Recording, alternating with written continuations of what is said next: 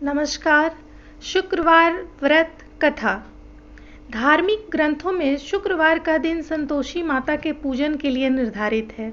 अत्यंत ही सरल, आसानी से प्रसन्न होने वाली संतोषी माता का व्रत हर तरह से गृहस्थी को धन, धान्य, पुत्र, अन्न, वस्त्र से परिपूर्ण रखता है।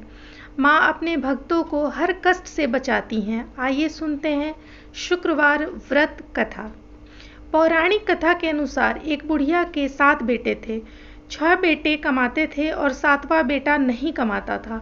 बूढ़ी माँ कमाने वाले बेटों के लिए भोजन बनाकर खिलाती थी और बची हुई जूठन 7वें बेटे को दे दिया करती थी। बेटे को यह बात पता नहीं थी। उसकी पत्नी ने जब उसे यह बात बताई तो उसे विश्वास नहीं हुआ। छुपकर देखा तो उसे पता चला कि ये सच था। उसे बड़ा दुख हुआ। एक दिन जब माँ ने खाने पे बुलाया तो उसने बोला कि मैं खाना नहीं खाऊंगा, परदेश जाकर कमाई करूंगा। माँ बोली, कल जाता है तो आज ही चला जा। यह सुनकर वह तुरंत ही घर से निकल गया। रास्ते में पत्नी से मिला। वो गोबर से कंडे बना रही थी।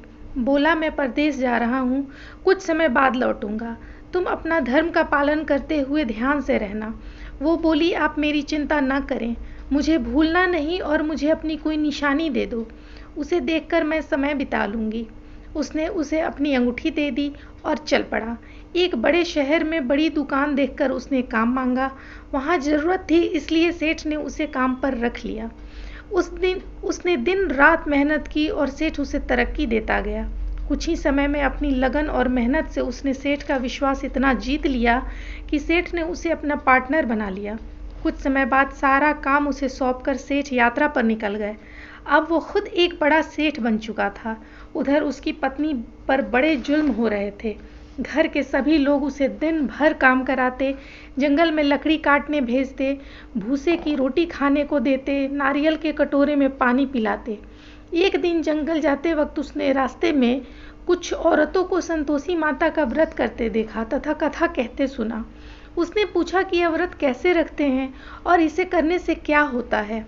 उसमें से एक औरत ने बताया कि यह संतोषी माता का व्रत है।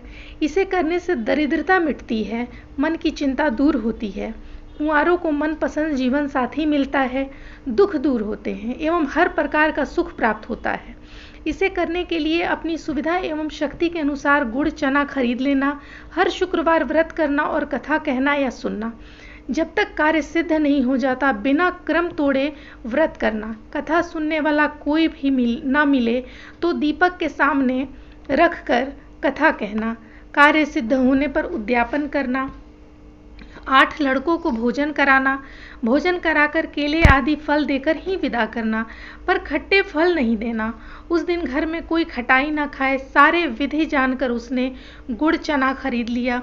रास्ते में संतोषी माता के मंदिर में भोग लगाकर याचना करने लगी कि माँ, मुझे व्रत के नियम कायदे तो पता नहीं, मैं शुक्रवार का व्रत निष्ठा से करूँगी, मेरा दुख दूर करना।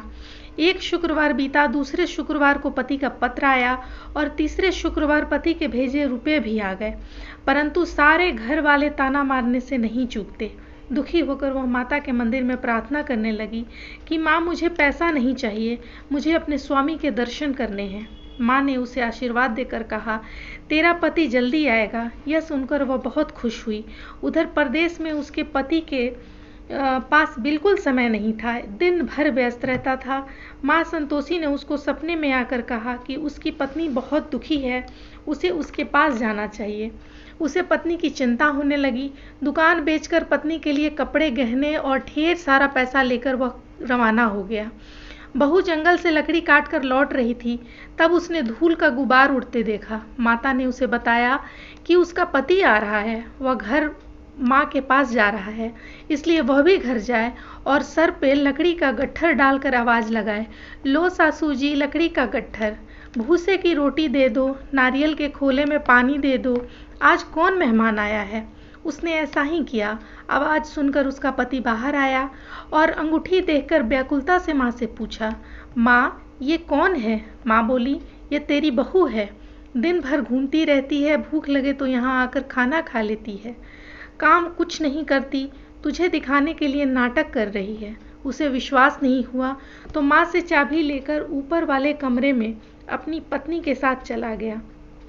कमरे को महंगे सामान से सजाकर महल जैसा बना दिया और दोनों सुख से रहने लगे। बहू ने अपने पति से कहा कि मुझे माता का उद्यापन करना है। पति ने स्वीकृति दे दी और वो खुशीपूर्वक माता के उद्यापन की तैयारी में लग गई। जेठानी के बच्चों को खाना का न्योता दिया। उसका उद्यापन बिगाड़ने के लिए जेठानी ने बच्चों से कहा कि तुम खटाई मांगना। बच्चों ने वैसा ही किया, पर उसने खटाई देने से मना कर दिया। तो बच्चों ने पैसे मांगे तो उसने दे दिया। बच्चों ने खटाई खरीद के खा ली। माता क्रुद्ध हो गई। सिपाही आए और उसके पति को अपने साथ ले गए। जेठानी बोली, चोरी करके पैसे इकट्ठे किए हैं, इसलिए सिपाही पकड़ कर ले गए। बहू रोती बिलखती माता के मंदिर में गई। माँ ने कहा, तुझसे भूल हुई है, यह उसी का परिणाम है। बहू क्षमा मांगकर बोली, मैं फिर से उद्यापन करूंगी और अब ऐसी भूल नहीं होगी। मेरे पति को वापस बुला लाओ। माता ने कहा, वो रास्ते में आता हुआ मिल जाएगा।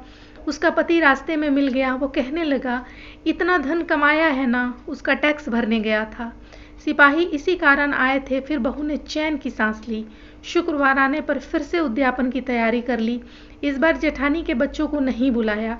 पंडित के बच्चों को बुलाकर प्रेम पूर्वक भोजन कराया और केले देकर विदा किया। माता बहुत प्रसन्न हुई।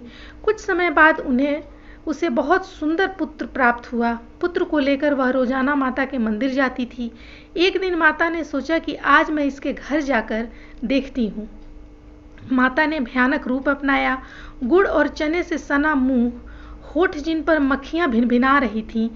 दहलीज पर पांव रखते ही उसकी सास चिल्लाने लगी, अरे देखो, कोई चुड़ैल आ गई, इसे भगाओ नहीं तो किसी को खा जाएगी। घर के सब लोग डर गए और चिल्लाने लगे। घर के खिड़की दरवाजे बंद कर दिए गए।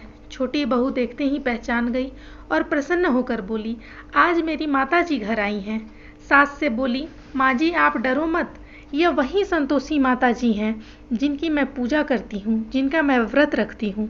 यह कहकर उसने घर के सब खिड़की दरवाजे खोल दिए और सभी लोग माँ के चरणों में गिर गए और कहने लगे, माँ हम अज्ञानी हैं, आपका व्रत भंग करके हमने जो अपराध किया है उसके लिए हमें क्षमा करें। माँ ने सभी को क्षमा करके कुशल मंगल का आशीर्वाद दिया और प्रेम पूर्वक रहने की सीख दी। सब आनंद से रहने लगे। बहू को जैसा फल दिया वैसा ही फल संतोषी माँ सभी को दे। प्रेम से बोलो, संतोषी माता की जय।